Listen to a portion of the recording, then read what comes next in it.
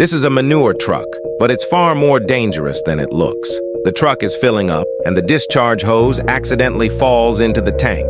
One worker climbs in through the narrow opening to retrieve it. He reaches the back, grabs the hose, and throws it aside. But as he tries to get out, he suddenly collapses. Manure tanks contain toxic gases like hydrogen sulfide, which can build up rapidly in confined spaces.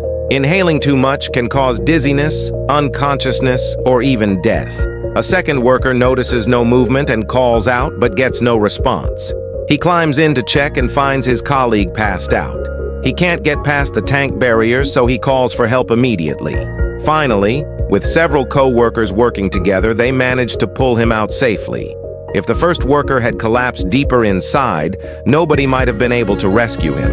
This terrifying incident shows just how deadly confined toxic gas environments can be